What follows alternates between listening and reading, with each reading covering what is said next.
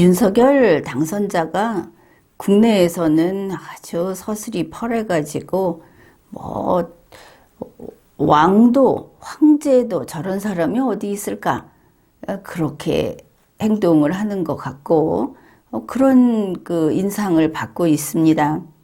그런데 막상 그 자기들이 당연히 해야 하는 국제관계, 다른 나라의 정상들이라든지 이렇게 다른 나라를 상대할 때는 소위 빵셔트를 당하고도 아주 희희낙낙하고 있다.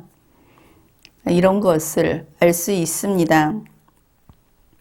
그렇지 않아도 미국 대통령이 한국에 온다고 하니까 뭐 여러 가지 왕래도 있고 사전에 또 조율해야 될 그런 것들도 많고 그렇지 않겠습니까? 꼭 그 정부 측에서만이 아니고 각 그 민간 단체장들도 방한을 하고 그렇습니다.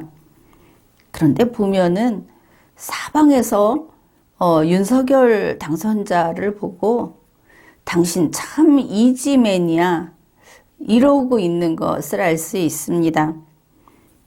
예전에 송영길 씨가 러시아에 특사로 가서 문재인 보궐 대통령을 이지맨이라고 했던 거, 그거 크렘린 그 홈페이지에 걸려 있다고 리마연이 이야기했었습니다.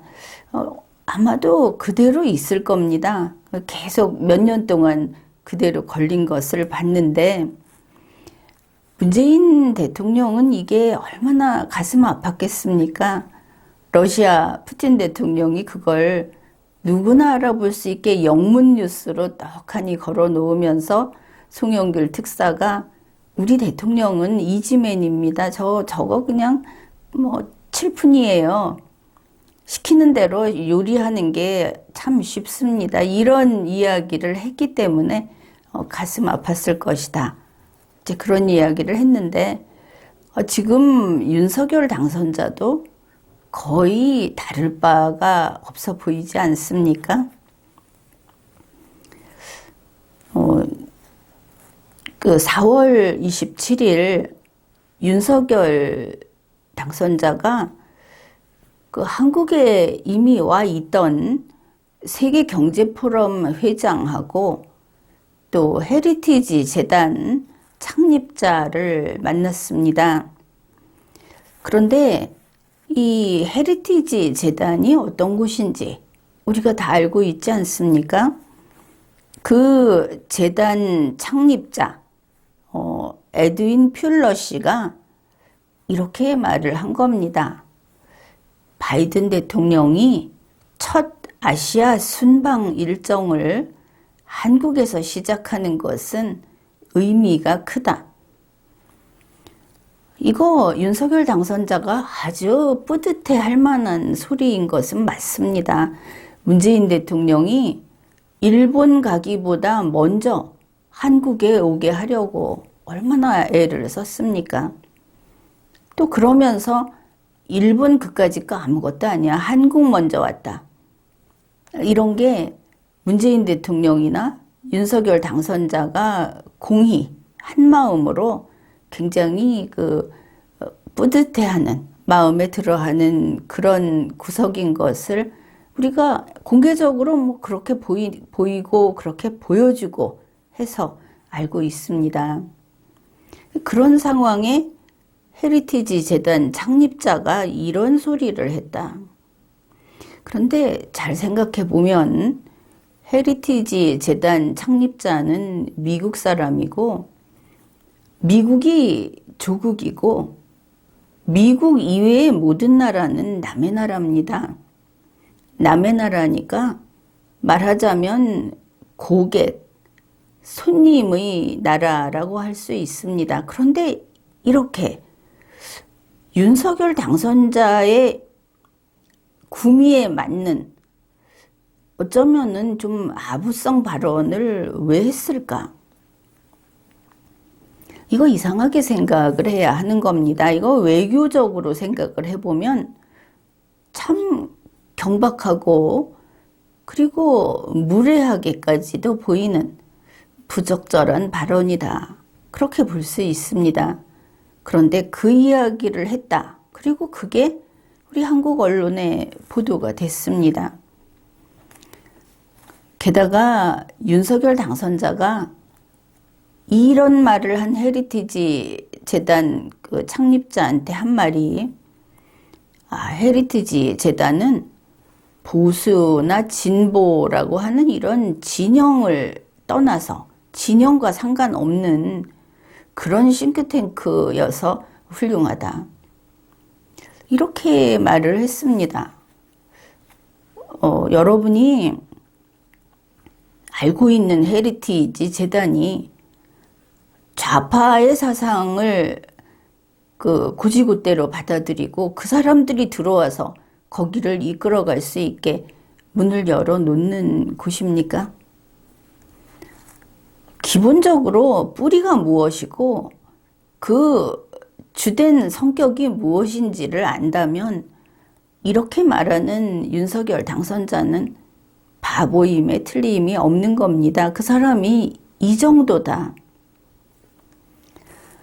윤석열을 보수 정당의 후보로 이제 보수 정권이 시작된다고 안타깝게 정말 그랬으면 하고 바라는 대중들은 사실에 눈 감으면 안 되는 겁니다.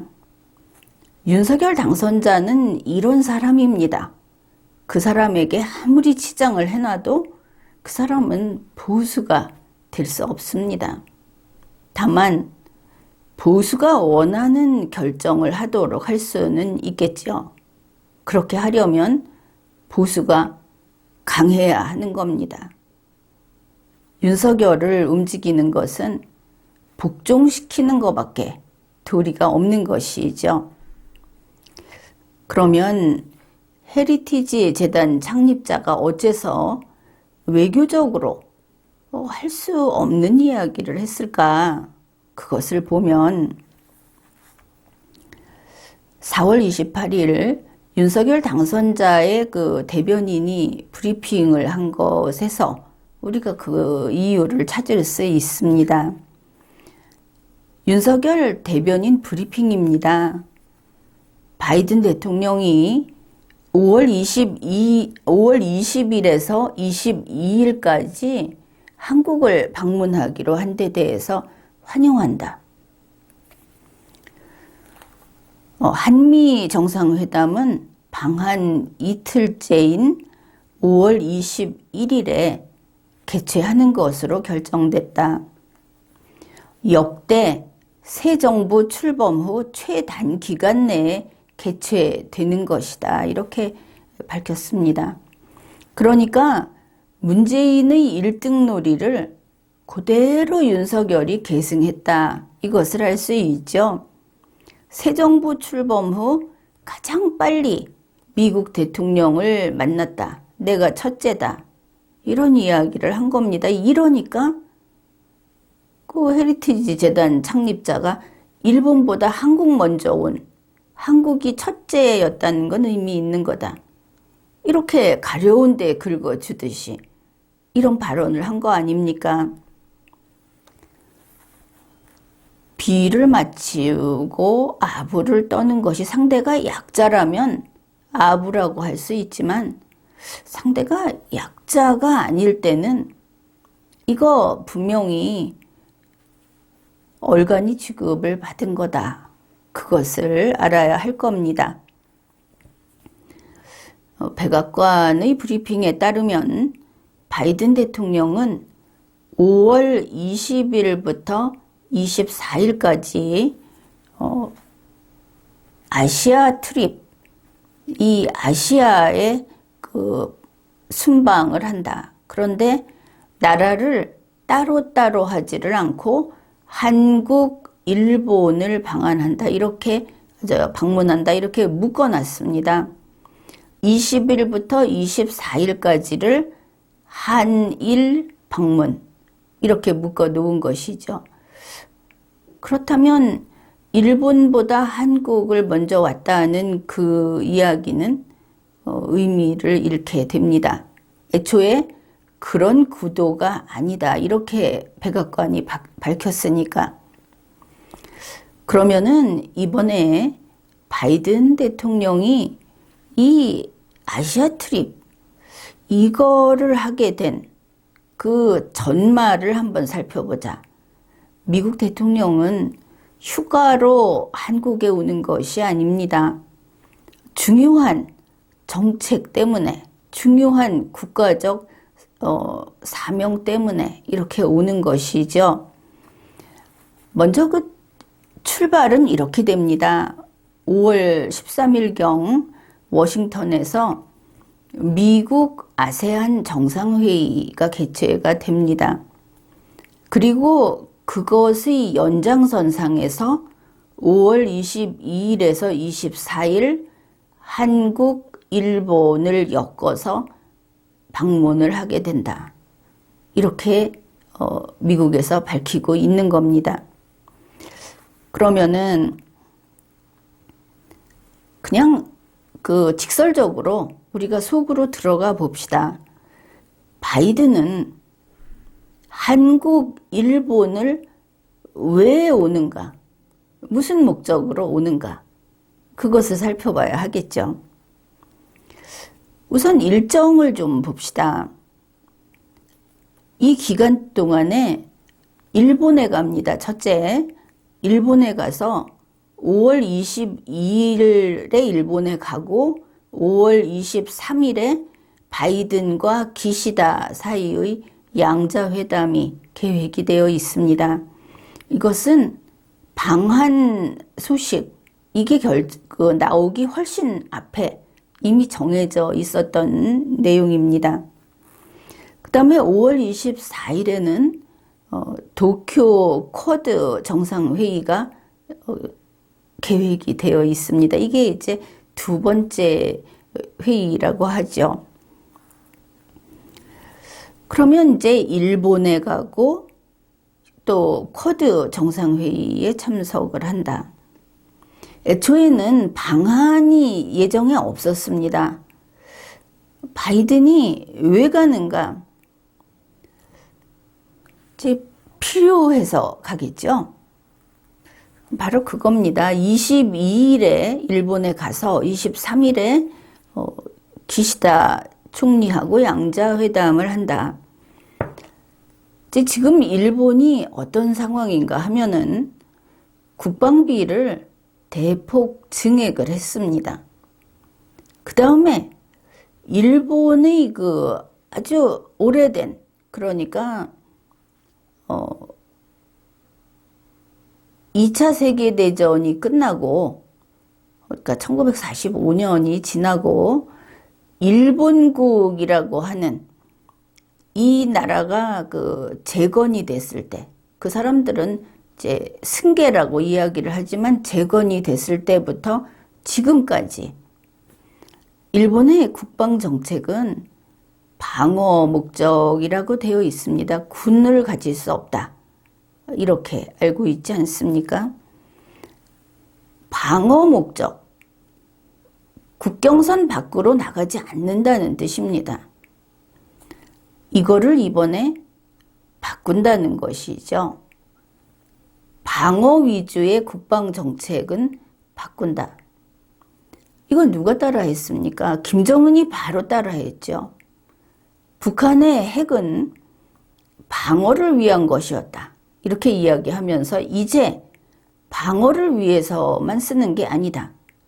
이걸 가지고 공격을 하겠다. 남을 점령하겠다. 이런 이야기까지 되는 겁니다. 어떻든 일본이 먼저 이렇게 바뀐 것입니다. 그러니 나오는 게 일본 핵무장 문제가 나오는 것이죠. 일본 핵무장이라고 하면 이거를 다들 반대하는 게 사실 70여 년 계속되지 않았습니까? 그런데 이제 세계의 그 패권 구도가 바뀌고 있습니다. 일본이 핵무장을 해서라도 나와서 싸우고 우리를 지켜야 한다. 이제 뭐 알게 모르게 이제 이런 기류가 형성이 된 겁니다. 그 다음에 이제 또 하나, 5월 24일 쿼드 정상회의를 하는 이유는, 이 쿼드 정상회의는 애초에는 올 연말에 하기로 하지 않았습니까? 그러다가 6월에 한다 이랬다가 또 러시아가 우크라이나를 침공하니까 이제 서둘러서 4월에 할까 이러다가 또 뭐 호주도 그 선거도 있고 뭐 이런 여러 가지 복잡한 사정이 있어서 이번에 5월에 하기로 된 겁니다. 그 이번에 이 도쿄 쿼드 정상회의에서 바이든이 바라는 건 뭐냐? 그게 분명합니다. 그 러시아가 우크라이나를 침공하고 지금 핵전쟁 위협을 하고 있습니다. 그런 러시아를 견제해야 되는데 인도에서 러시아에서 무슨 그 에너지원이라고 할까 무슨 천연가스, 원유 이런 식으로 이제 수입을 해오는데 이걸 수입을 해오게 되면 러시아가 돈을 벌죠. 그 다음에 이란이라든지 딴 데서 또 이런 그 교역을 하게 되면 거기서 테러 자금을 마련하지 않습니까? 그래서 이런 식으로 이거는 안 되고 이거는 끊어라. 이런 식으로 지금 교통정리를 하고 있는 상황인데 인도가 러시아 견제하는 것을 뭐 무슨 이유에서든 상당히 미온적으로 미국의 말에 이제 동의는 하면서도 실천을 제대로 안 하고 있는 겁니다. 그래서 이번에 도쿄에 모이면 쿼드 회원국들이 이제 인도 보고 똑바로 잘 처신하라. 이제 이걸 강력하게 요구를 하겠다 하는 게 쿼드 회의의 실은 목적입니다. 그렇게 됐고. 이제 이렇게 되니까 이번에 일본에 가고 또 일본 총리하고 양자회담을 하고 그 쿼드 정상회의를 하고 하는 것이 매우 시급하고 중요한 사안이라는 것을 알 수 있죠. 그래 바이든이 올만한 그런 일인 겁니다. 그런데 여기에 이제 변수가 생긴 겁니다. 문재인 대통령이 바이든 대통령에게 계속 옆구리를 찌르는 겁니다. 우리가 이거 다 알고 있죠. 처음에 어땠습니까? 일본 오는 김에 한국도 다녀가라. 이렇게 항상 미국 대통령 일본 오면 한국에 왔다 가지 않았느냐. 이러고 졸랐습니다. 그러다가 이게 조금 들어줄 것 같은 분위기가 되니까 순서를 뒤집는 겁니다. 그러면 이왕 오는 거 일본 가기 전에 한국 먼저 왔다가 가라. 이게 이제 한국이 일본한테 한 수라도 더 이기고 싶어서 그리고 일본 화나게 하고 싶은 거죠. 자기들이 벌써 전부터 쭉 준비를 해온 그 큰 행사, 중요한 행사에 가는 바이든 대통령을 중간에 꼬드겨서 한국에 먼저 왔다 가게 한다 그러면 사실 주최국으로서는 김 빠지는 일이 아니겠습니까? 항상 이런 식으로 문재인 씨가 해왔는데 이번에 또 이런 일을 벌인 겁니다. 그러면서 한국에 와서 이제 처음에는 뭐 경유면은 잠깐 들렸다 갈 수도 있는데 그 다음에는 한국에 와서 최소한 1박은 하고 가야 된다 이렇게 하다가 어느 순간 한국에 와서 2박 3일 있다가 일본에 가라. 원래 일본 5월 22일에 가기로 한 것인데 한국에서 22일까지 있다가 일본 가라. 이렇게 됐습니다. 그런데 이상하게 이게 술술 이렇게 진행이 됐습니다. 문재인 대통령이 원하는 대로.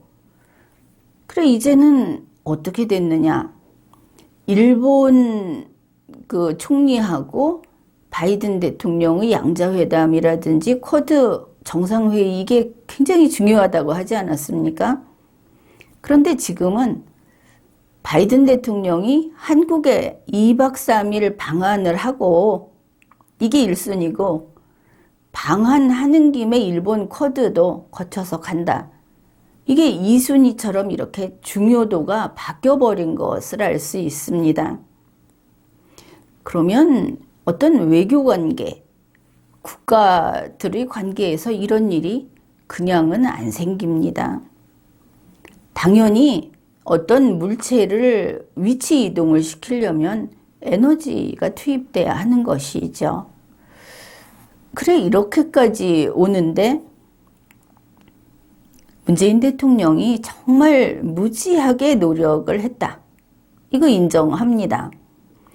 그 다음에 우리는 질문을 해야 하는 거죠. 무엇이 바이든을 이렇게 바꿨는가? 무엇이 미국 대통령이 이런 선택을 하게 만들었는가? 그 힘이 뭔가? 힘이든지 믿기든지 그게 무엇인가? 궁금하죠? 자, 여기에서 그 세계를 경영하는 소위 세계 1, 2, 3위 국가들, 이런 국가들의 시각은 우리하고 얼마나 다른가, 이것을 좀 생각해 볼 필요가 있습니다. 현재 보면은 신냉전이 시작됐다. 이거는 리마연에서 좀 일찌감치 이야기를 했습니다. 신냉전과 한반도 전쟁과 중국의 그 세계 장악을 위한 그런 어떤 정책, 이런 것들을 우리가 쭉 대충 짚고 있었는데 그 사이에 러시아가 움직이기 시작했습니다. 러시아가 우크라이나 공격을 했고 또 다른 곳을 할 것이다. 이런 이야기가 나오고 있습니다. 지금으로 봐서는 이 무력으로 무기 대 무기로 충돌을 하게 되면 피해가 너무 크죠. 결국은 이러한 전쟁, 또 패권을 추구하는 이런 국가들을 주저앉히기 위해서는 결국은 경제를 낚아채서 완전히 주저앉혀버리는 이런 전략을 쓸 때 이제 더 그 피해를 생명을 손상시키지 않고 이런 야욕을 좀 중지시킬 수 있다. 너무나 당연한 이야기입니다. 그런데 지금 러시아가 말을 듣지 않고 있죠. 핵전쟁을 일으킬 거다. 그런 이야기도 나오고 있고, 덩달아서 김정은이도 핵을 이제 공격용으로 쓰겠다. 특히 한국과 일본에 쓰겠다. 그렇게 얘기한다고 그래서 이게 같은 민족이니까 일본에 쓸 거다. 이렇게 생각하면 완전히 잘못 생각하는 겁니다. 한국과 일본에 쓴다고 했을 때 김정은이 입장에서 만일 소형 핵을 일본에 쐈다고 하면은 죽겠죠? 자, 한국에 쐈다고 하면 안 죽을 수도 있습니다. 대응을 생각한다면 김정은이가 세상을 놀래키면서 자기 원하는 걸 가져가려고 한다면 1순위는 일본이 아니고 한국이다. 이 동족이라고 너무 믿지 마라. 이게 미국 전문가들도 하는 이야기입니다. 이런 상황에서 항상 하는 이야기 있죠. 한국의 좌파들도 이야기했습니다. 김정은이가 한국에 어떤 도발을 해도 바이든은 지금 별거 할 수 없다. 김정은이가 핵실험을 해도 바이든은 지금 별로 할 수 있는 게 없다.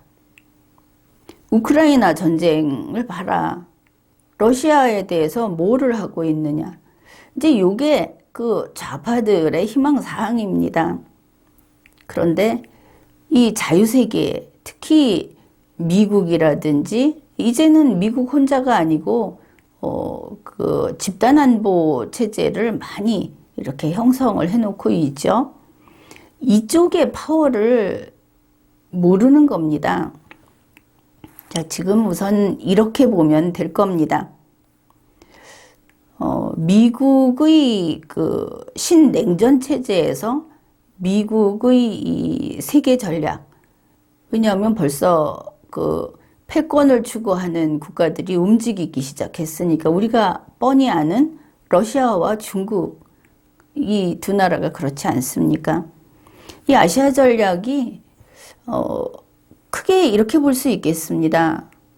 세계 지도를 우리 그 중국, 우리 한반도가 있는 곳을 중앙에 놓고 세계 지도를 봤을 때 대충 이렇게 엇비슷하게 가로선을 긋게 되면 그러면 위쪽이 적성국이고 아래쪽이 우리 그 동맹국들이 됩니다. 그래서 이게 이제 인도 태평양 라인이라고 이야기를 하죠.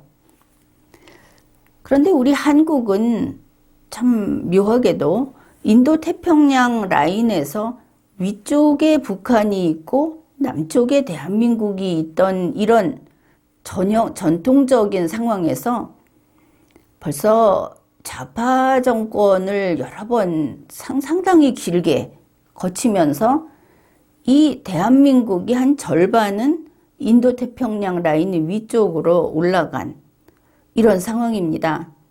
그러니까 아마도 4분의 1만 자유세계고 4분의 3은 미국의 적성국 쪽에 가 있는 게 우리 한국의 현실이다. 이렇게 볼 수 있는 것이죠. 자, 이런 상태에서 이걸 어떻게 막을 것인가?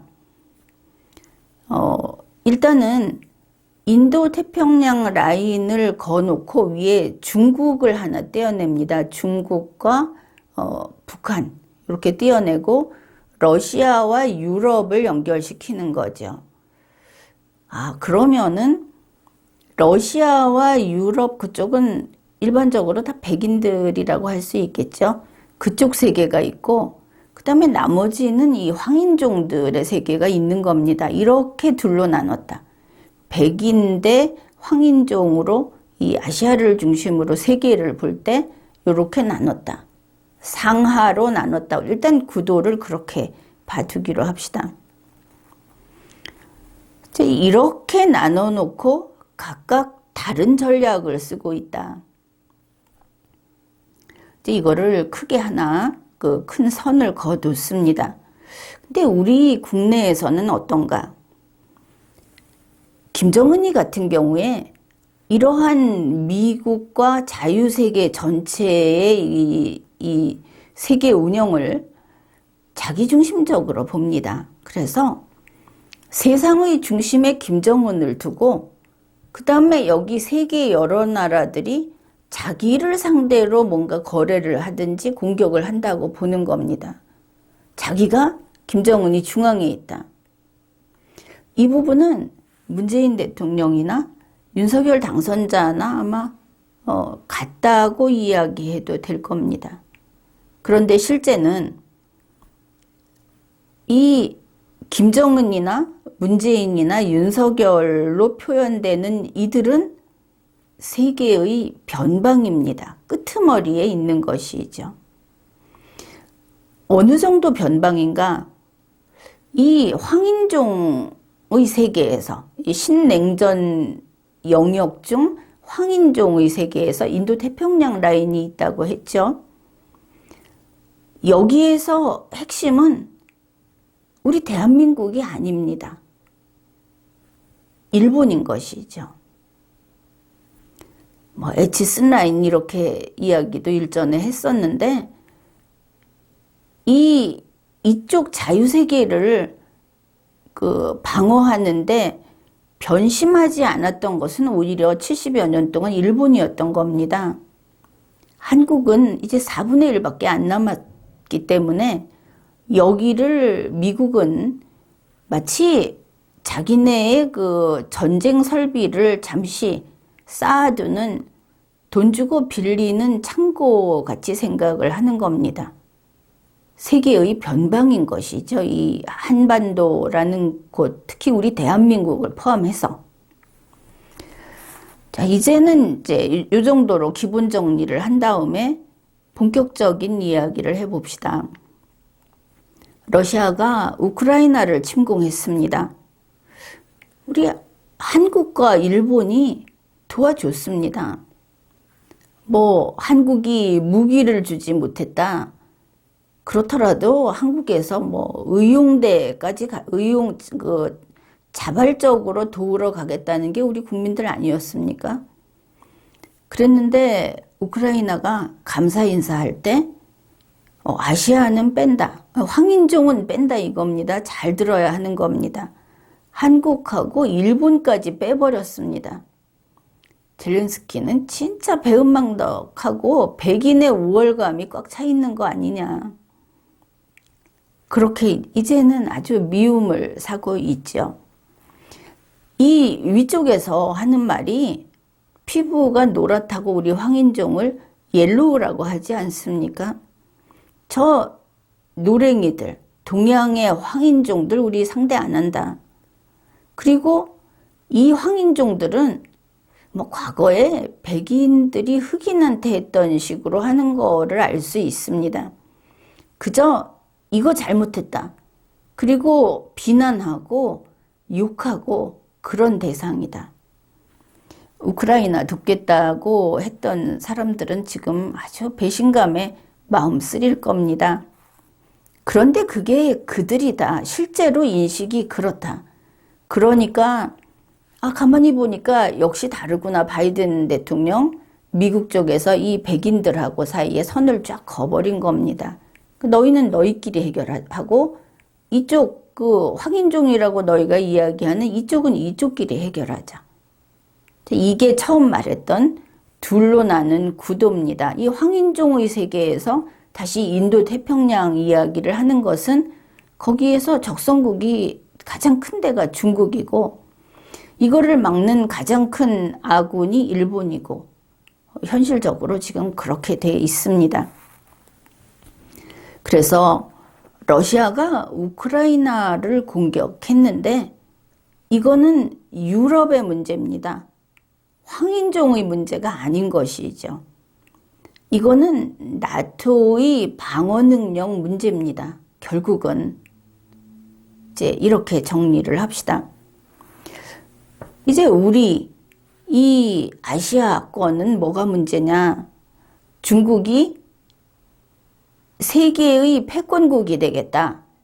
뭐 얼마 전에 그건 아니지만 이 중화 세계로 들어와야 한다. 우리 우수한 과거 오랜 역사가 있는 중국이 우두머리다. 그런데 이거 사실이 아닙니다. 중국은 20세기 들어서 이제 근대국가 건설을 한 곳이고 과거의 그 긴 역사, 왕조 국가들은 지금의 중국이 그거를 파괴하고자 싸웠던 그런 곳이지 그 전통을 물려받은 곳이 아닙니다. 공자의 사상도 시진핑의 중국에서는 폐기돼야 되는 적폐였습니다. 아무튼 이런 중국의 남쪽을 다 지배하겠다. 그게 이제 1대1로 해갖고 상당히 넓게 그래서 많은 그 작은 약소 국가들이 이것 때문에 빚으로 얽혀갖고 중국에게 지금 예속돼 있고 이런 모습들이 나타나고 있지 않습니까? 그래서 바로 이 지역이 인도 태평양 방어 문제가 제기되는 그런 지역인 겁니다. 자, 여기까지 보면은 21세기 신냉전의 국면에서 미국이 결국은 이 아시아를 중심으로 한 동양 그리고 이제 러시아를 포함한 저 서양으로 이렇게 둘로 분리해 놓고 대응을 하고 있다. 이제 이렇게 볼 수 있겠습니다. 이번에 바이든 대통령이 이 아시아 트립, 아시아 순방 이거를 오는 데 대해서 국제적인 그 안보에 있어서 전문가 그룹들이 이런 이야기를 합니다. 세계가 우크라이나를 침공한 러시아에게 지금 집중하고 있다. 바로 이 틈에 이것을 틈타서 미국은 아시아에 집중할 수 있게 됐다. 중국을 방어하는 이제 그런 기회를 갖게 됐다. 이런 뜻이고 앞에 이야기한 바로 그 뜻이 이 말의 뜻입니다. 그러니까 바이든이 지금까지 보면 이 러시아 견제, 우크라이나 전쟁을 이걸 어떻게 할 것인가. 그렇다고 나토에서 덥석 여기에 들어가서 뭘 해주기도 그렇고 EU에서 뭘 하기도 그렇고 이런 아주 곤란한 처지였고 그래서 러시아 견제에 아주 힘을 쏟고 있다. 그런데 고전하고 있다. 이렇게 알고 있지 않습니까?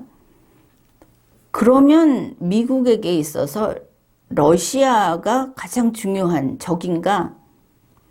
여러 가지 면에서 그렇긴 합니다. 그러나 지금 현실은 조금 다릅니다.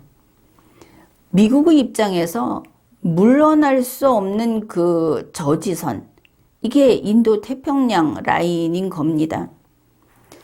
인도태평양 지역을 공격하는 게 누굽니까? 중국이죠. 바로 그래서 오히려 오늘날 바로 이 순간에 미국의 제1의 적은 오히려 중국이다. 이것이 공통된 그런 전문가들의 생각이고 다들 알고 있는 사실입니다. 이렇게 세계가 일단은 양대 진영으로 갈라지면서 싸우고 있는 게 분명하게 보이죠.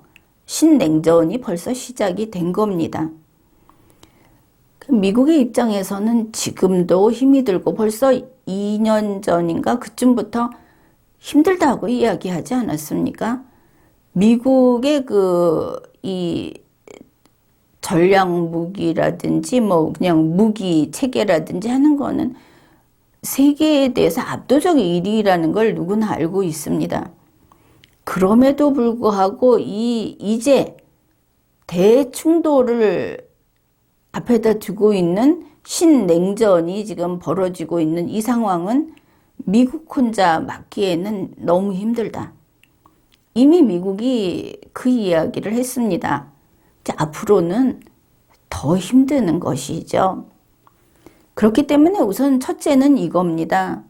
우리 이 대한민국이 있는 곳을 중심으로 봤을 때 인도태평양 라인에서 북쪽으로 붙는 자들은 그냥 돌아보지도 않고 다 버리겠다. 그만큼 지금 심각한 거죠. 바로 그런 겁니다. 그러면 이제 여기에서 두 가지를 알 수 있습니다. 우리 한국이 속해 있는 이 인도 태평양 라인이라고 하는 결국은 이제 동양에 있어서 우리 동양에 있어서 인도 태평양 라인을 기준으로 보면 이걸 지키는 자유세계를 지키는 선두는 일본입니다. 한국이 아닌 것이죠. 그렇다면 이 자유세계를 지키는 대한민국이 되겠다. 이러면 우리는 어떻게 해야 하는가? 이게 이제 두 번째 확인할 건데 우선은 중국을 방어해야 합니다.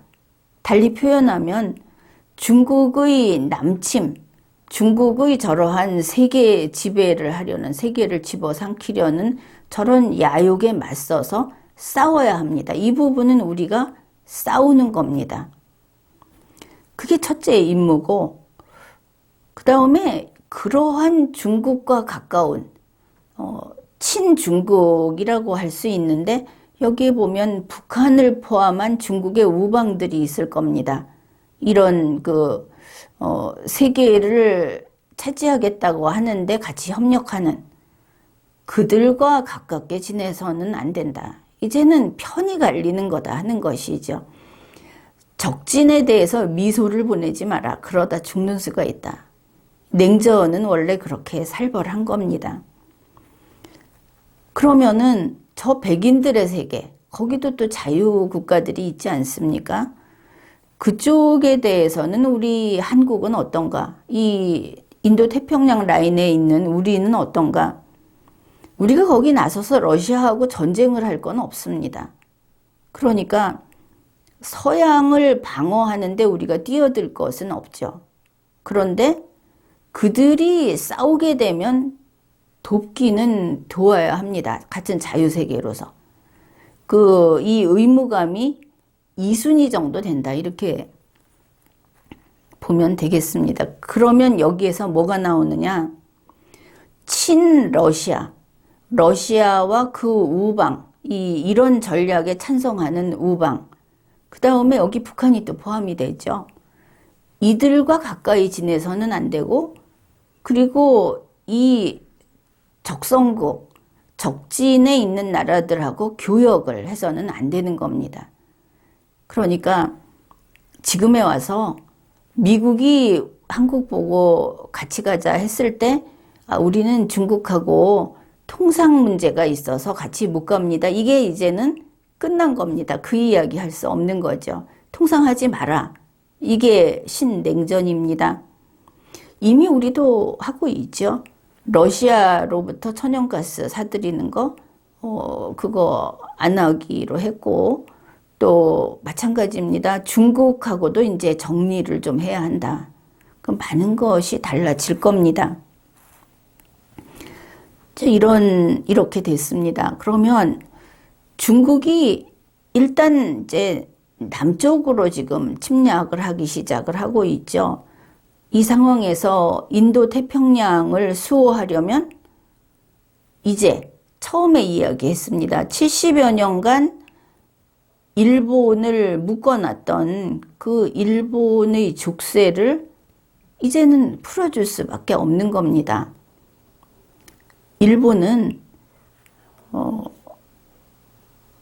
패전국으로서 그 일종의 징벌을 받은 것이죠. 일본 헌법을 평화헌법 이러는데 그게 이제 전범도 처리를 하고 하면서 군대를 보유하지 못하게 했던 겁니다.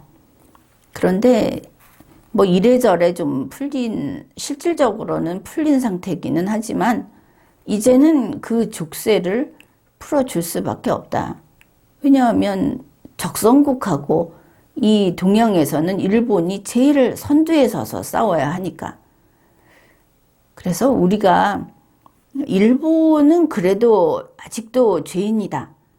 이렇게 말을 해봤자 그게 이제 통하지 않는 시대가 된 겁니다. 우리가 이 인도 태평양 지역을 우리 혼자 힘으로 딱 지킬 그런 힘이 있으면 뭐 좀 그럴 수도 있을지 모르겠지만 그렇지 못한 것이죠. 그러면은 중국이 이쪽을 이제 공격을 하고 침공을 하고 이런 것이 예측되고 있는 상황에서 일본이 어떻게 이런 방어력을 구비해 가는가, 그거를 볼 수 있는 일들이 최근에 쭉 일어났습니다. 2022년 4월 7일 벨기에 브뤼셀에서 나토 외무장관 회의가 있었습니다. 그런데 우리 한국이 여기 참석했다 하고 좀 자랑하지 않았습니까? 근데 한국은 좀 들러리라고 할까? 한국이 중요한 게 아니다 하는 것이죠. 그 나토 회원국이 아니면서 여기에 이미 참석을 시켰다. 이제 미국에서 이거를 밝혔는데 AP4라고 해서 호주, 뉴질랜드, 이게 보통은 같이 묶여 다니죠. 그 다음에 일본, 한국 이렇게 참석을 한 겁니다. 이게 이제 AP4라고 하는데 일본이 회원국이 아니면서 참석했다. 이게 중요한 겁니다. 그 다음에 이제 5월 4일에 일본 방위성 장관이 워싱턴에 가서 안보회의를 한다는 것이죠. 중요한 일들이 지금 하나하나 진행이 되고 있습니다. 그리고 2022년 6월 말에 바이든 대통령이 참석하는 이제 나토 정상회의가 있는데, 그때도 AP4와 일본이 참석한다, 이렇게 그 청문회에서 밝혔죠, 미국에서. 근데 이게 동일한 문구가 계속 나오고 있어서 실수가 아닌 것으로 보입니다. 왜냐하면 AP4라고 하면 여기에 호주, 뉴질랜드, 일본, 한국이 포함이 되는데, 여기에 별개로 AP4와 일본이 참석한다, 이렇게 계속 이야기를 하고 있어서 일본은 그러면 AP4의 자격으로 참석하는 것이 아닐 수 있다.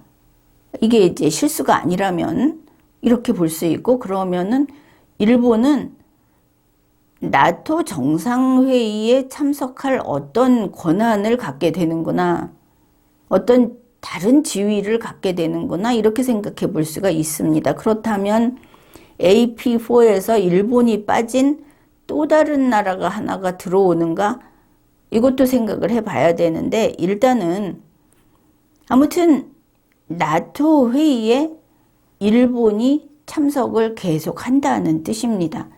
요번에 한국도 간다고 해서 한국은 또 무슨 윤석열 당선자가 처음으로 해외 나가는 게 바로 이거다, 뭐 이런 얘기를 하는데, 그 현상을 보면 맞는데 그 내부 구도를 보면 거기에 중요한 건 일본이 간다는 것이다, 이것을 읽어내야 하는 겁니다. 얼마 전에 같은 이야기들이 지금 계속 쏟아져 나오고 있는 거 아십니까? 미국 시간으로 4월 27일 파이브 아이즈, 이게 이제 미국, 영국, 호주, 뉴질랜드, 캐나다, 이렇게 5나라가 참가를 하고 있는데, 거기에 일본과 한국을 포함하자 하는 방안이 또 나왔습니다. 한국보다는 일본을 넣겠다는 것으로 읽어내야 하는 겁니다. 이거하고 좀 비교를 해볼 만한 것이, 쿼드는 미국, 호주, 일본, 인도, 이렇게 4나라가 그 회원국이죠. 그런데 윤석열 당선자가 이 쿼드에 한국이 가입하고 싶다고 얘기하지 않았습니까? 그랬더니 뭐라고 했습니까? 뭐 그거 괜찮은 생각이다. 그런데 일단 워킹그룹에서 한국이 뭐를 할 수 있는지, 한국이 이렇게 쿼드에 이렇게 기여할 수 있고 쿼드가 한국을 필요로 하는 그런 순간이 되도록 노력을 하자고 하지 않았습니까? 윤석열 당선자 그렇게 협조하겠다 그랬죠. 이걸 보면 쿼드는 이미 일본이 들어가 있기 때문에 한국을 굳이 더 집어넣어서 확장하는 게 큰 이익은 없는 겁니다. 필요하면 하겠죠. 그래서 지금 봤던 우리는 미국을 중심으로 한 이 자유세계에서 한국을 나토 외무장관 회의에도 오라고 하더라. 나토 정상회의에도 오라고 해. 아니 파이브 아이즈에도 들어오라고 해. 막 이렇게 막 신나서 이야기를 하는데 이 모든 일이 일본이 인도 태평양을 방어하는 방어력을 높여주기 위한 작업이다, 이 그 관점에서 보아야 제대로 이해를 한 것이다. 그렇습니다. 그럼 이런 상황에서 지금도 반일을 주장하는 사람들이 많이 있죠. 우리 대한민국에서 반일을 주장하는 사람들 중에는 김정은이와 손잡고 통일해서 우리 민족끼리 사이좋게 살자는 사람들이 상당히 있죠.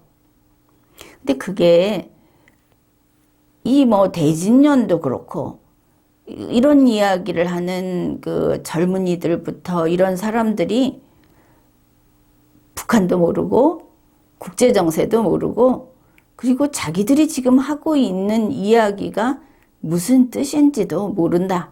이렇게 보면 될 겁니다. 그들을 뭐라고 하기보다 그냥 측은하게 생각을 해야 하는데 그런 세력이 우리 대한민국 국민에서 다수를 차지하지 못하도록 그런 사람들의 목소리가 우리 대한민국 국민의 여론으로 나오지 못하도록 해야 우리 한국이 살아남습니다. 세계의 그 기조, 세계가 지금 가고 있는 방향은 이게 과학입니다. 기분이 아니고. 그래서 일본에 대해서 원망하고 미워하고 누가 일본하고 좀 잘 지내자 하면 친일파다 이렇게 욕을 하는데 나는 뭐 그런 말 하는 사람들 성격이 나빠서 그렇다고 봅니다. 측은하게 보는 거 맞습니다. 자기가 일본하고 무슨 상관이 있다고. 정작 진짜 자기 그 선대가 과거에 일본 제국하고 전쟁을 해가면서 싸움을 해가면서 살아온 사람들은 오히려 그렇지 않습니다. 참 그런 사람들이 있죠. 지금 상황에서 한국이 일본에 시비를 걸면 그러면 어떻게 되느냐? 문재인 대통령 계속 그렇게 하면서 우리 국민의 발목을 잡지 않았습니까? 한국 기업들은 상당히 애먹었습니다. 문재인 대통령 때문에. 그런데 지금 윤석열 당선자가 이제 임기 개시를 했을 때 그런 게 한국에서 나온다. 자기만이 아니고 민주당에서도 마찬가지입니다. 이 신냉전 시대에. 그러면 미국은 한국을 때립니다. 이게 답입니다. 좀 상황 봐가면서 때를 써도 써야 하는 것이죠. 이제는 어리광은 통하지 않습니다. 한국은 정신 바짝 차려야 하는 것입니다. 자, 이제 처음에 했던 이야기를 다시 해봅시다. 왜 바이든은 이런 그 세계를 향한 전략이 이렇게 뻔한데 왜 2박 3일 방한으로 이렇게 상황을 뒤집어 버렸을까? 이번 아시아 순방을 이렇게 바꿔버렸을까? 우리 문재인 대통령의 피나는 노력이라는 거 우리 인정해 줘야 됩니다. 거기에 정의용 씨도 있고.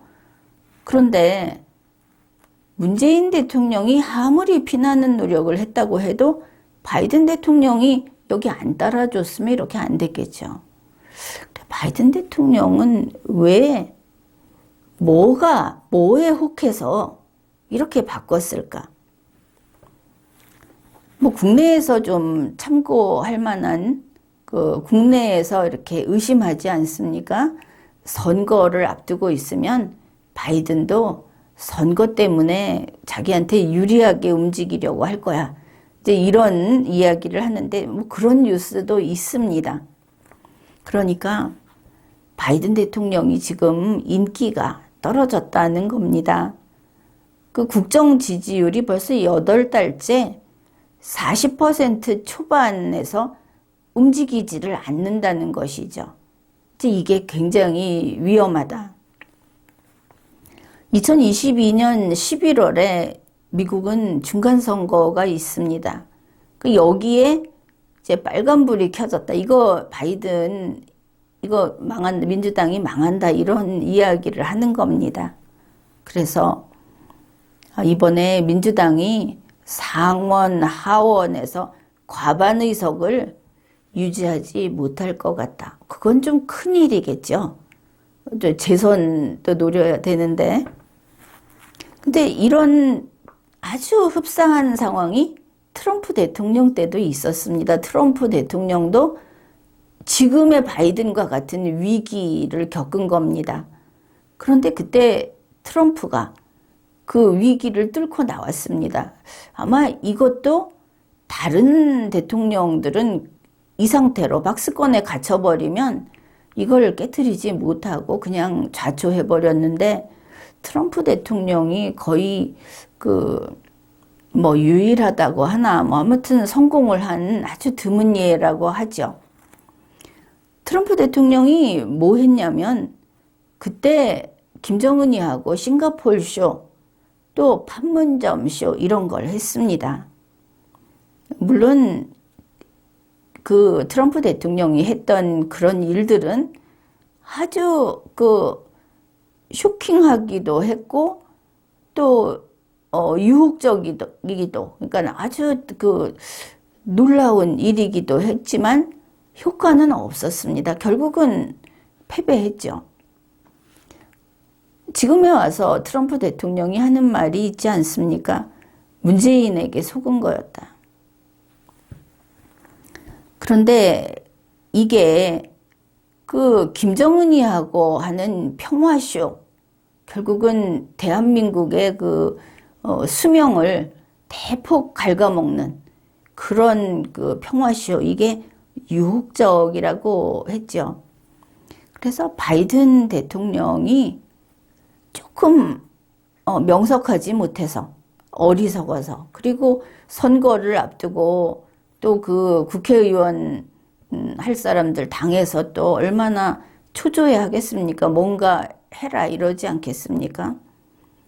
그래서 트럼프에 이어서 바이든도 또 문재인에게 속았을 수 있다 하는 부분을 우리는 놓치면 안 되는 겁니다. 이번에 보니까 바이든 대통령이 청와대, 지금은 현직인 문재인 대통령에게 내가 5월 20일 그때 한국에 오면 만나자, 이렇게 바이든 대통령 쪽에서 요청을 했다고 합니다. 5월 20일 방한했을 때 문재인 씨는 민간인입니다. 미국 대통령이 한국에 와서 한국의 민간인을 그렇게 만나서는 안 되는 거죠. 더구나 그때가 윤석열 당선자가 임기 개시하고 불과 열흘밖에 안 된 그런 시기에 안 되는 겁니다. 그런데 하겠다고 합니다. 그러면 그렇게 해야 할 만큼 중요한 뭐가 있는가 하고 생각을 해야 하겠죠. 그걸 모르는 바이든이나 바이든 행정부가 아닐 테니까. 그 다음에 4월 28일 문재인 대통령이 있는 청와대의 고위 관계자가 이렇게 언론사에 직접 밝혔습니다. 바이든 대통령이 문재인, 그때는 이제 민간인 문재인을 만나서 한반도 평화 프로세스 현안을 이야기할 거다. 여기서 벌써 이상하죠. 한반도 평화 프로세스라는 현안은 현직 대통령이 다룰 문제인데 왜 문재인하고 하는가? 이렇게 다들 의문을 제기할 겁니다. 이 청와대 고위 관계자 말이 이겁니다. 문재인 대통령이 공들여온 한반도 평화 프로세스라는 현안을 바이든 대통령하고 논의할 거다. 현안이라는 것도 참 의미심장하죠. 이거 반역입니다. 나라 팔아먹는 매국입니다. 대한민국을 침공하는 겁니다. 안 되는 것이죠. 그런데 한다고 합니다.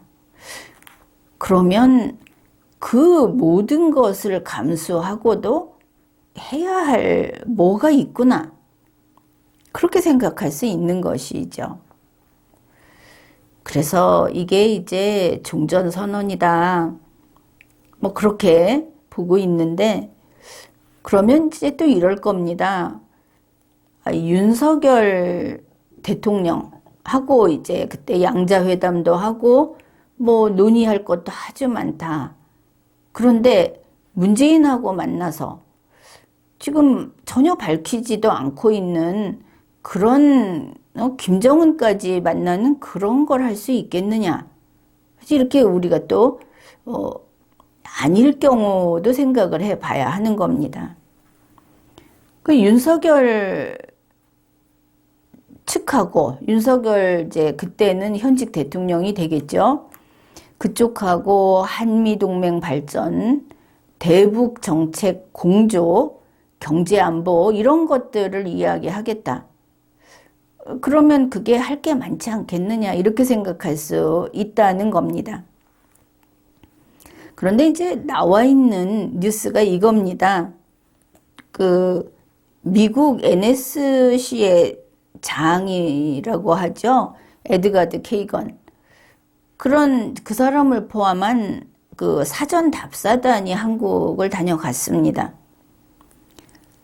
그 사람들하고 윤석열 당선자 측하고는 한미 공동선언 결과물에 대한 조율을 다 끝냈습니다.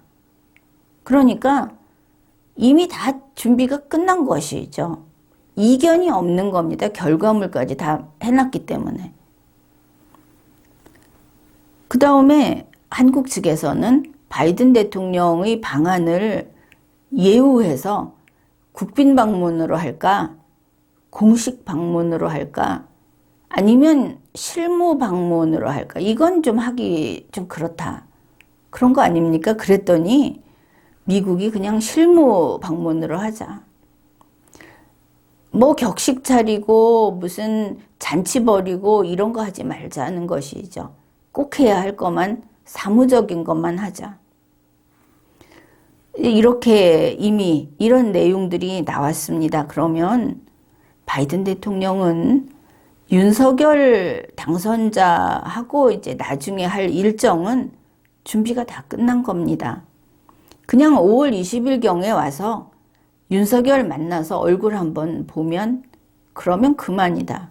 사실 2박 3일 일정이라고 해도 그 일정을 미국에서 원하는 어떤 조건만 갖춰지면 그냥 들이부을 수 있는 그런 상태라는 걸 알 수 있습니다. 그러니까 뭐 시간이 없어서 종전선언이라든지 또 김정은과의 그 정상회담이라든지 하는 이런 것들이 깜짝 쇼로 진행이 될 그 시간이 없지 않나 하는 부분은 이제 그 논외로 해야 할 겁니다. 하려면 할 수 있다. 이렇게 됩니다.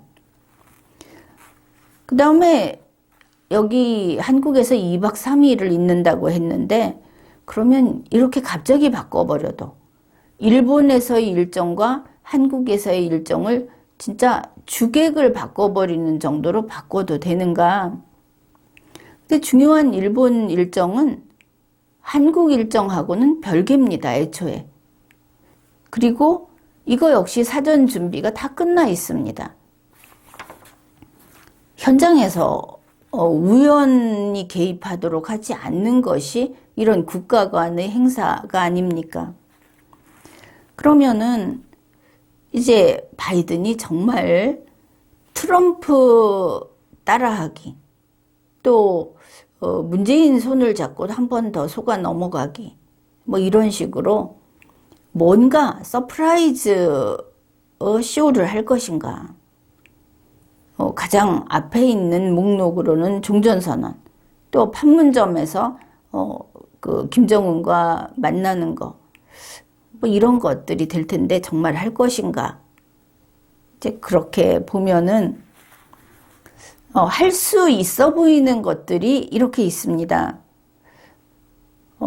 바이든 대통령이 한국에 와서 무엇을 한다 하는 방한 일정이 몇 가지 빼고는 아직은 미확정이다. 서프라이즈 여지가 있다 하는 부분입니다. 4월 21일에 젠 사키 백악관 대변인이 이렇게 말을 했습니다. 그때 한국에 올 거냐 이러니까 그때는 한국에 온다는 이야기도 하지 않고 곧 더 많은 이야기를 할 수 있기를 바랍니다. 이렇게 했습니다. 뭔가가 추진되고 있다. 그랬는데 4월 27일 역시 백악관 브리핑을 하면서 젠사키 대변인이 이렇게 말을 했습니다. 이번 순방에 대해서 자세한 정보를 곧 알려드릴 수 있게 되기를 기대하고 있습니다. 물론 통상적으로 쓰는 말일 수도 있지만 지금에 와서 그거는 이게 조율이 되면 곧 하겠습니다라고 하는 것이 아니고 할 수 있게 될지 못할지라는 식의 말은 굉장히 이상하죠. 그러면 미국이 마음대로 할 수 없는 어떤 대상으로부터 어떤 답이 와야 하는 것인가, 이렇게 생각을 해볼 수 있는 겁니다. 그 다음에 또 이런 게 있습니다. 그러니 이제 서프라이즈 여지가 있다, 이렇게 보는 것이죠. 간단히 말해서 트럼프 대통령이 무슨 트위터로 김정은이하고 깜짝 약속을 해가지고 판문점 갔다 하는데 나중에 아니라고 하지 않았습니까? 그러니까 미국도 그 깜짝이 아니고 지금 뭔가를 의논을 하고 있다, 이렇게 볼 수 있는 겁니다. 또 하나는 트럼프 대통령이 과거에 이렇게 한국에 드나들 때 한국 국회 연설을 해서 아주 반응이 좋았습니다. 그런데 그게 할 수 있다면 있는 건데 좀 그때 우리 국민들의 입장에서는 이례적이었다고 할 수 있죠. 그 다음에 문재인 대통령이 평양에 가서 대중연설을 했습니다. 이것도 문재인 씨는 아주 굉장히 감동적으로 생각을 하고 있지 않습니까? 그런데 이번에 바이든 대통령이 서울에 와서 대중을 상대로 공개 연설을 한다고 합니다. 그러면 일단 서울 시민을 대상으로 하는 게 될 텐데 이게 참 이상하다. 여기에서 이 미국 대통령이 와서 한국 측의 초청을 받은 게 아니고 자기가 이걸 하는 겁니다. 미국 답사단이 그 장소를 대학 몇 군데를 이미 체크를 하고 갔다고 하는데 그러니까 서울 시민을 대상으로 미국 대통령이 대중연설을 하면서 지금 중국이 어떻게 세계 전략을 펴고 있는지, 이 아시아권과 한국, 일본, 인도태평양 지역에서는 어떻게 해서 평화와 안정을 유지할 수 있는지, 이런 이야기를 한다는 겁니다. 그거 역시 좀 이례적이다, 이렇게 보입니다. 그 다음에 이제 여러 건의 뉴스가 나오면서 이번에 바이든 대통령이 한국에 와서 방문할 장소를 이렇게 소개를 하는데 지금까지 계속 중복적으로 나오는 게 DMZ, 판문점, 평택 이런 데라는 것이죠. 그리고 그 다음에 이제 퇴임한 공무원이 아닌 문재인 씨하고 만나서 한반도 평화 프로세스를 그걸 현안으로서 논의를 하겠다. 그 부분하고 그렇습니다. 그래서 이제 이런 가능성이 많이 보인다. 이 종전선언과 관련해서는 리마연의 지난 방송을 참조하면 되겠습니다. 여기에 더더구나 문재인의 꿈이 완결이 될 수 있을 것처럼 자꾸 보이는 대목이 또 있어서 그 이야기를 하겠습니다. 지금 윤석열 당선자는 만일 자기가 이 전국을 빨리 장악하고 싶다면 국회 인사청문회에서 통과될 가능성이 큰 사람을 후보로 지명을 해야 하겠죠. 그런데 윤석열 당선자는 정반대로 행동을 합니다. 문제 많은 한덕수 씨를 총리 후보로 고집을 하는 겁니다. 그냥 국민이 보기에도 저 사람은 안 된다 하는 사람을 계속 밀어붙이는 것이죠. 그러면 민주당은 어떻습니까? 이번에 검수완박하고 똑같은 패턴입니다. 민주당은 저 정도 인물이면 우리 부담 없이 저 사람 안 돼. 바로 이런 케이스를 윤석열 당선자가 길에 주단을 깔아주는 겁니다. 한덕수 인사청문회 그 청문 보고서 채택하지 마라. 그러면 이제 총리 못하는 거죠. 근데 빨리 안 됐으면 하는 건가, 말로는 아니라고 하면서 왜 될 만한 사람을 내지 않는가. 국민은 당연히 의문을 가져야 하는 겁니다. 또 정호영 후보는 어떻습니까? 굳이 안 돼도 그런 사람을 계속 밀어붙이고 있죠. 지금 후보들 내놓는 거 보면은 인사청문회 안 됐으면 하는 것 같습니다. 계속 안 되면 그러면 문재인 씨의 꿈이 이루어지니까.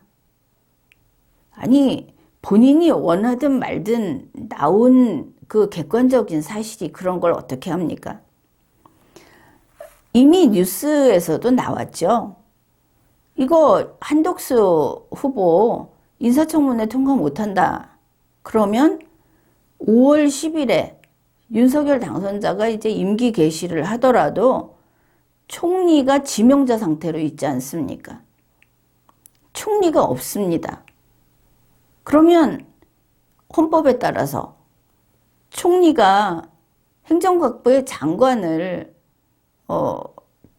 총리가 건의를 해야 되는데 총리 없으니까 못하죠. 이게 다른 경우하고 다른 게 문재인 대통령은 뭐 인사청문회 그 보고서가 없어도 그렇게 법을 깨알같이 따져가지고 뭐 장관은 그냥 대통령이 임명한다. 국회가 마음에 안 들어 하지만 나는 임명한다. 이렇게 했는데 지금은 총리가 없기 때문에 원천적으로 안 되는 겁니다. 당장 생각해 봅시다. 5월 20일에 바이든 대통령이 한국에 옵니다. 그러면 윤석열 대통령이 장관을 데리고 나가야 될 거 아닙니까? 그런데 외교부 장관, 박진 외교부 장관 임명을 못합니다. 아무도 추천을 안 했는데 어떻게 대통령이 임명을 합니까? 그러면 외교부 장관은 아직 그냥 남아있는 정의용이 따라 나가겠죠. 그러면 바이든 윤석열의 양자회담에 정의용이 나타나서 바이든을 에스코트하는 그런 결과가 됩니다. 상황이 어떻겠습니까?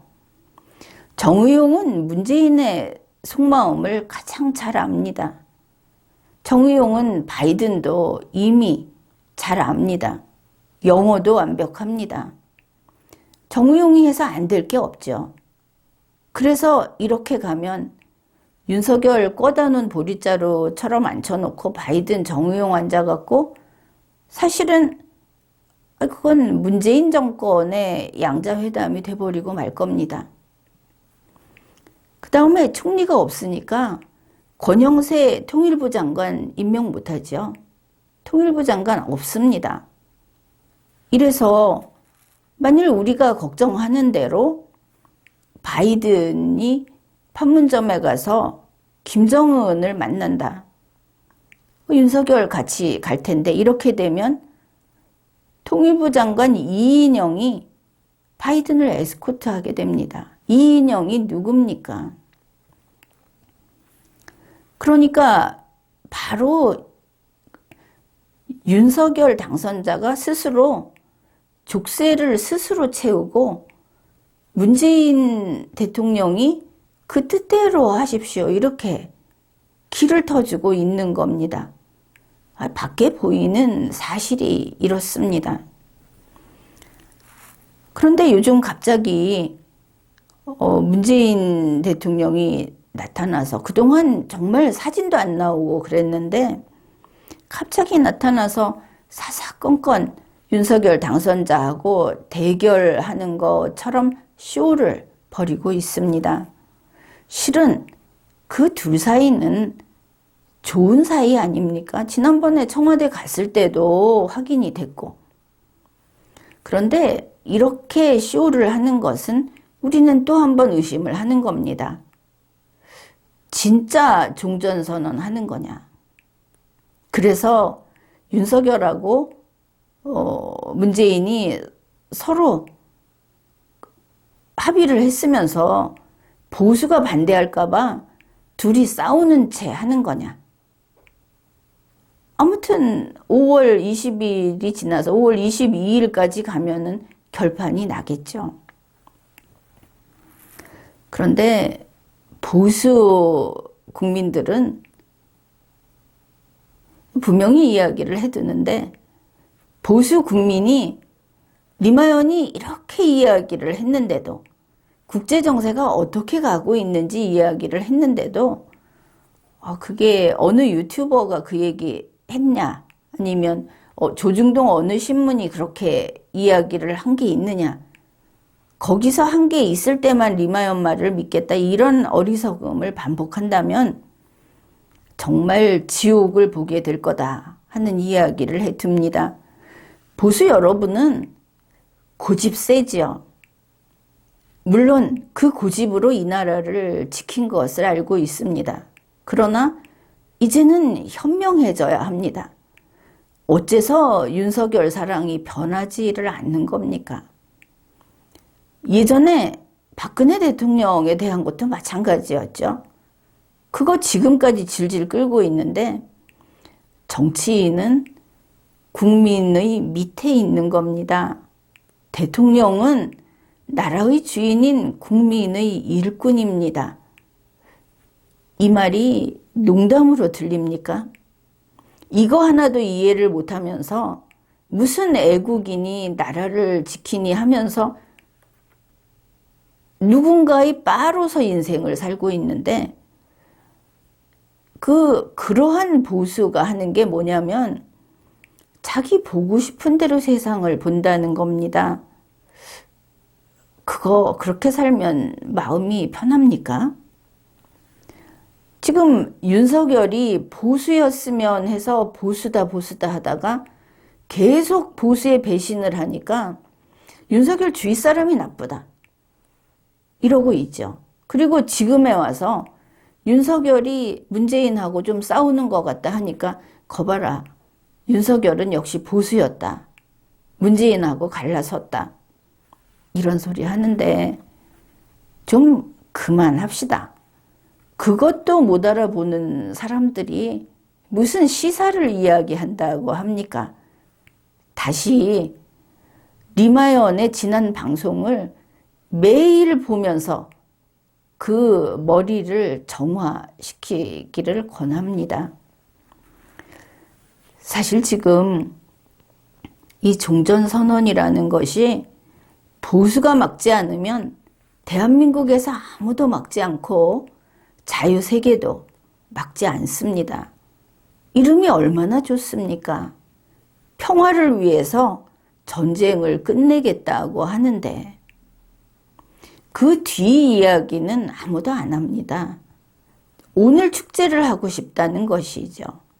윤석열이 돈을 얼마를 갖다가 쓰든 취임 축하를 하루에 4번, 5번 해도 잔치 좀 즐겨보자. 뭐 이런 심리 상태인 겁니다. 뭐 그건 그렇다 치고 자유세계에서는 한국이 알아서 하겠지 하는 겁니다. 한국이 스스로 불을 덮어 쓰겠다고 하는데 그래서 모든 자유세계가 잠시 한시름을 놓을 수 있는데 그런 거 아닙니까? 인도 태평양 라인에서 중국과 이 자유세계가 격돌을 할 건데 거기에 한국과 북한이 종전선언을 해서 여기를 갑자기 석고로 굳혀버립니다. 북한은 북한대로 핵무기 안 버립니다. 해리스 대사가 이야기했듯이. 그러나 당장은 여기는 평화지대다. 이렇게 놀 수 있는 것이죠. 속으로 누가 누구를 잡아먹든 상관없이. 한국이 알아서 하는 것이다. 한국이 희생을 하겠다. 대한민국 국민을 희생양으로 바치겠다. 아무도 말리지 않습니다. 그걸 막을 것은 대한민국 국민인 것이죠.